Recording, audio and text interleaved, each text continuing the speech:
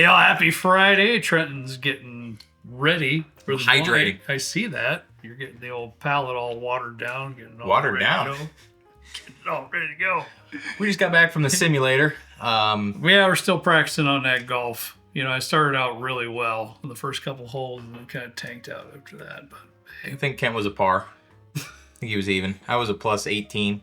No. I was a 20. I was a plus 14 over 9. But it's a simulator first time. yeah, you know, yeah, Kurt beat me, but we'll keep the saga going. just by a couple. All right, guys. Here's my thought. Trenton, here's my thought. I really liked the idea. There you go. I really liked the idea of trying to find the best $50 bourbon. And Trenton, the Sagamore Bourbon won Dude, that Sagamore's the blind on our last show. So my thought process: let's do this every Friday until the Riley's live stream, which will be November 1st. November 1st, 8 p.m. Central Time. That's a Saturday. Marking your calendar. Yeah, usually it's a Friday, but Halloween's on Friday. So we went with November 1st, which is a Saturday, 8 p.m. Central Time. So I figured we'd take a lot of the winners and maybe a couple of crowdsourced from our Patreon group or something for $50. Heck yeah. To try, you know, just have some fun, see if we can find the best $50 bourbon. Roughly, bear with me. Asterisk. Be perfect. Asterisk. Right around that $50 price point. Yeah. Okay? I love it. I love that price point. If you can find a fantastic bourbon around there, you're getting yourself a heck of a deal. I agree. You're going to say something, I cut you off. So No, I'm taking my You're good? glasses off because it is okay. bright, and I might have changed the lighting on accident, but What did you do? I don't know. It's bright though. It hurts my eyeballs. Kyle is not going to be happy with you. He's not, but Kyle's a trooper, so you know he's gonna adapt and perspire. He already messed up the sound on Monday's video. I don't know how that I adjusted. happened. What's that word? Perspire? No. What am I trying- Perspires when you sweat. Oh, persevere. There we go. See, I'm Anyway. close. I really wasn't even listening to what he was saying, to tell you the truth. Yeah. So, Rebecca is down here with us tonight. She poured the blind. We have no idea what's in each glass, but we do know what's in the blind. Do we reveal now? No. Or just wait until Kyle puts a little thing up there on the screen. Yep. You're just gonna wait. Okay. And you're gonna like it. These are 4 good ones that we thought were excellent choices, and we tried to group them in somewhat proper proof points. So we don't have one real high, one real low proof. Yeah. Should we get started? Yeah, let's do it. On to A. Yeah. These are all ones that I haven't revisited in quite some time. Me either. You know, there's only a couple down here, so it's hard to get around them all. I mean, really, man, that's just a butterscotch caramel. It's super sweet. I just got a cavity Yeah. smell in this thing. No doubt. That's really It's sweet. just wonderful. Yeah, that butterscotch caramely goodness. I even get a little bit of a grape candy. There's an artificial candy note kind of going on in here. I could see that. Yeah. I could see that. All right. Lovely. It's not super complex on the nose. No, It's like it's no, sweet, it's and just a that's kind of sweet, it. caramely, butterscotchy Yeah. bomb. Beautiful. Are those Glenmorangies different? Up there in the top right, they're both 12 years. They are. Okay. Yeah, one's the Quinta Rubin, and one's a Malaga, I think it was. A Malaga, if my memory's correct, Malaga finish. But that's not what we're talking about here, No. Trenton. Let's keep our focus here. That's nice, dude. That is extremely nice. I'm going to take another sip because that's kind of the first sip of the day of bourbon for me. So I got similar what was on the aromas. Really nice, sweet caramel note. Really sweet, little bit of a nice oakiness. It's not. This isn't a super in depth or a super complex pour. You know, it's pretty light up front. It's got some nice. It's got some nice oak in there. It's nice and sweet. Mm-hmm. A little confectionery sweetness, a little sugary, but past that, I mean, it's a nice pour. I'm not mad about it. Mm-hmm. All right, that's a good first one. Good way to start, job, honey. Thank you. Holy moly. Here we go.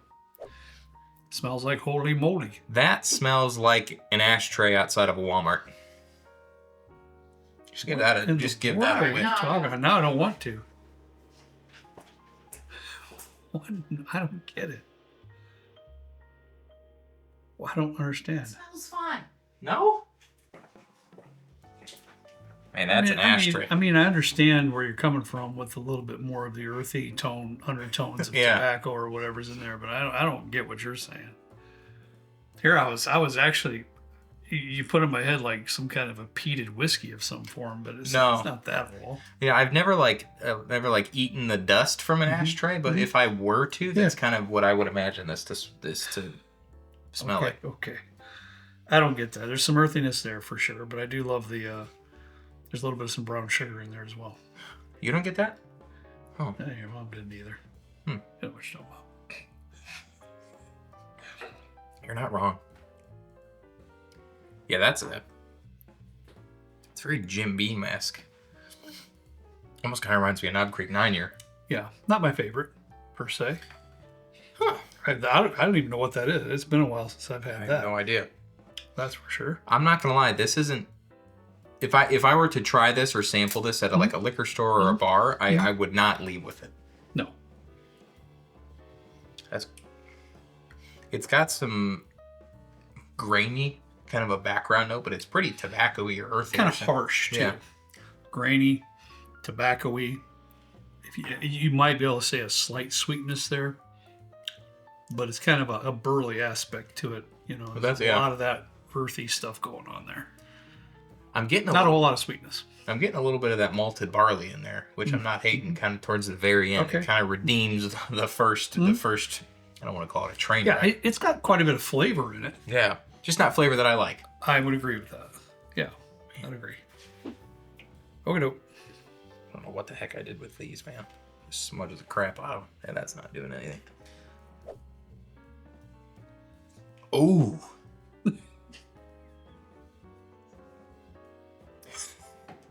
Golly. I was hearing a lot of that at the golf simulator. Oh! You bought 3-year club in the next bay. What are you talking about? You shanked it 50 feet to the right. I did shank one, but I did not about throw my club. Negative. I'm going to record the next simulator session we go to because you did. That's a big negative. You're not listening to that at all. I did shank one, though. Bad. 7-iron right off the hosel. Don't be one of those people that throw your club. I didn't do it, honey. I didn't. He's fibbing. That is fantabulous. You know what this guy... Figgy. It's pruny. It's sweet. This smells like one of those like jelly beans from the remember when he did that Jelly Belly, the Bean Boozled? It tastes like an in-between of both the good one and the bad one. Really? Yeah, a little bit. It's rich though. It's dense. Very rich. It's very sweet. I love that. It's best I can say it's got that pruny, figgy richness going on in there that I'm digging. It's almost got... Have you ever had a maple donut from Meyer? Oh, that was Papa's favorite. I used to get a maple donut from Meyer. It was a cake donut, and the way that smelled really reminds me of this. Palate absolutely mimics the aromas coming out of there, and it also adds a slight molasses note to it too. The dark back end into the finish gets that little bit that dark richness too. Fades away from that figgy, pruny stuff. Dude, I got is it acidic? I'm getting like an acidity note that I'm really digging. It's kind of zippy on the left and the right side of the cheek there. There is some oak. There's some oak that's prevalent on the palate, but it's very well balanced, and it actually enhances the sip as well. It's very engaging. It's something you can sit with and really enjoy. That's just delightful. It is.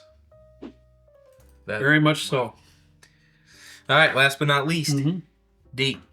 Okay. Black licorice. Yeah, I'm not grabbing a whole lot on the aromas for me yet. And you just slung it on the floor, didn't you?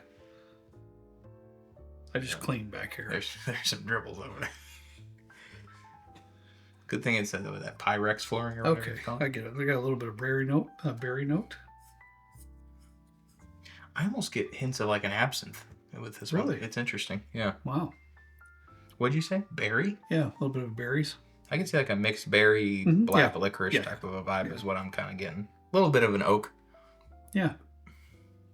A little bit lesser in the aromas than the other glasses. But it's not bad. But I'll say this, I prefer the nose on D to B. Yeah.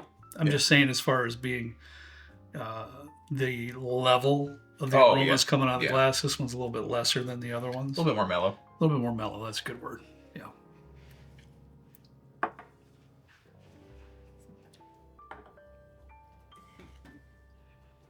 Mm-hmm. Yeah. Yeah, definitely some sweetness there. Definitely carrying through on the berries that I was smelling on the aromas a little bit.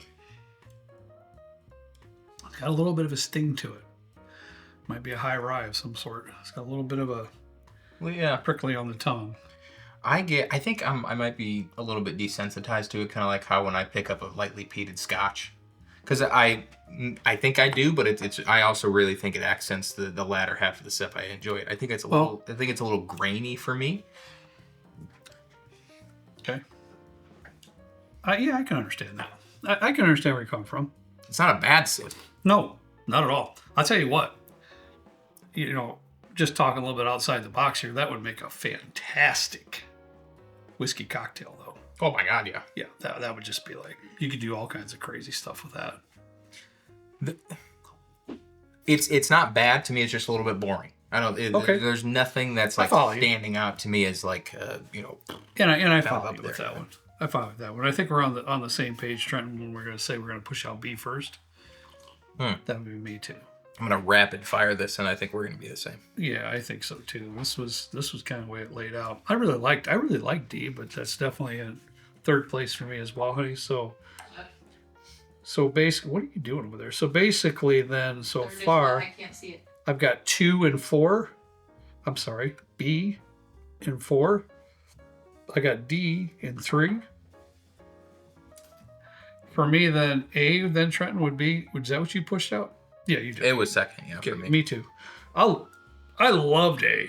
A was super sweet and caramely and butterscotchy, and that's it though. I wish it was a little more, yeah. In this particular blind, C, man, it was long lasting. It went through the finish. It was complex. It was rich. You just got a lot going on. C has more of a fermented honey type of a note in it. It's like really carrying a lot of those like organic, funky, because it's a little bit funky. If you mixed a butterscotch with a fermented honey, honestly, that might be that might be ticket. That's like there.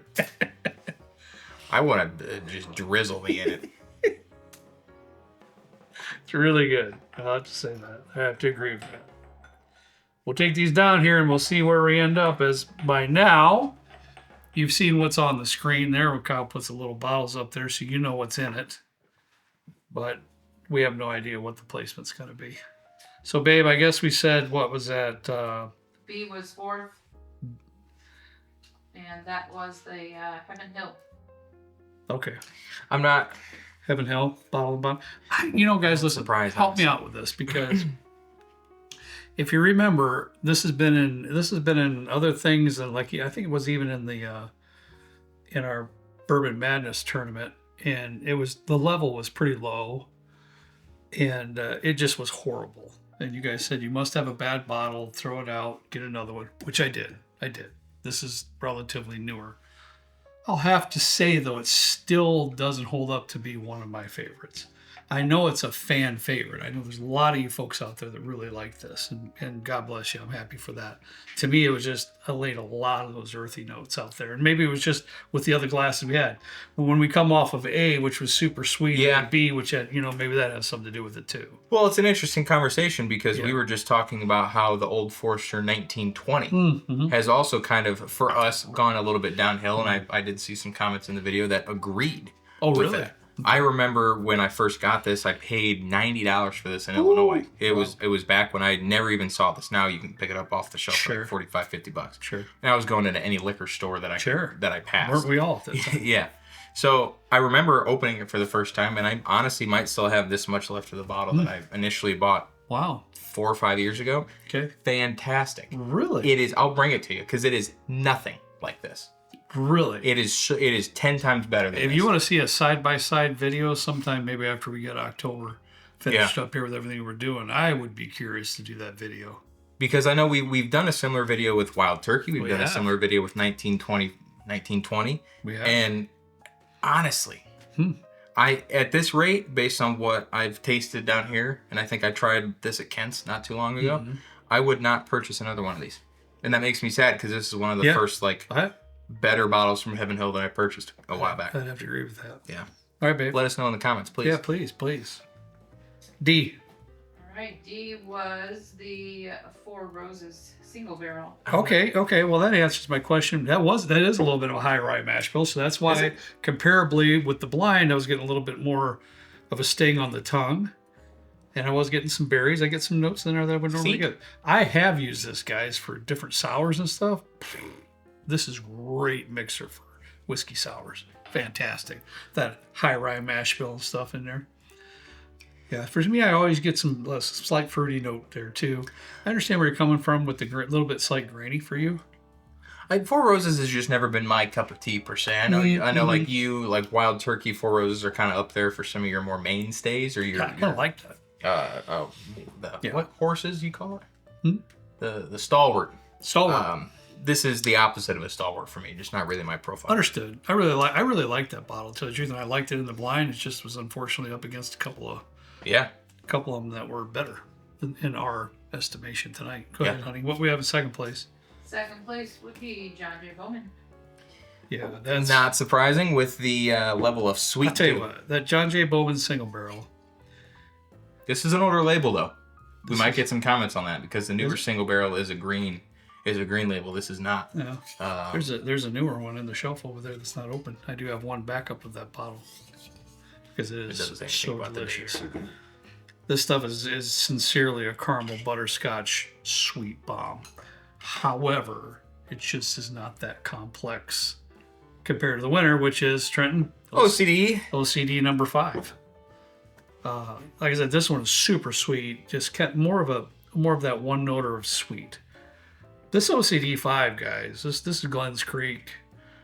This is really, really some good stuff. It just is. It is complex.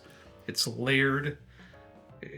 It hits all the right notes. It's got some sweetness. It's got some little bit of oakiness in it too. It's just got a lot of great stuff. Well, and it's crafty too. I think there are going to be some folks that would try this that would say, that's a little bit too, because it's not like a lot of stuff that you'll try. And in fairness, it's really not like any of these three. None of these are like the rest. They all have their own different kind of flavor profile and everything else. But that is like Glens Creek, one of their core lineups. It is. Core lineup for Bowman, core lineup for Four Roses, core lineup for, or maybe not core lineup, but like a step above a shelfer. So like mid-range in the lineup. And I'd take a Glens Creek all day. Yeah, this was great. That'd be good. And I don't think that would be. You put this in a bee's knees to play off that. Come on, to play off that honey note, bro. That's a good idea. That would hit. That would be really good. Although the bee's knees is a gin cocktail, but that's okay. Is it? It's a Gold Rush. Oh, okay. We like Gold Rush with that though, man. Exactly. You put a little cinnamon in that. I know where you're coming from. I want one of those. I know where you're coming from. Yeah, that would be pretty spectacular. You gotta try that sometime. Hey, if you can help us out, what are some more ideas of some killer $50, around the $50 price range that you'd like to see in these upcoming blinds? We got maybe a couple more left. We're gonna keep it going until we can. Please give us some of your thoughts. Be happy to include them. Yeah. If at all possible. So that would be extremely helpful as well. So far we have Still Austin and Noah's Mill. Yeah, that's going. Yeah, that's a little bit higher proof, so we're saving that for a different blind. We have a little bit more higher proof. Yeah. Let us know what you want to include in those. We would be happy to do it. All right, guys. All we got for you today. As always, we ask you to please drink responsibly, and then we'll see you next time right down here with Trent and me in the good old basement bourbon bar. See you later.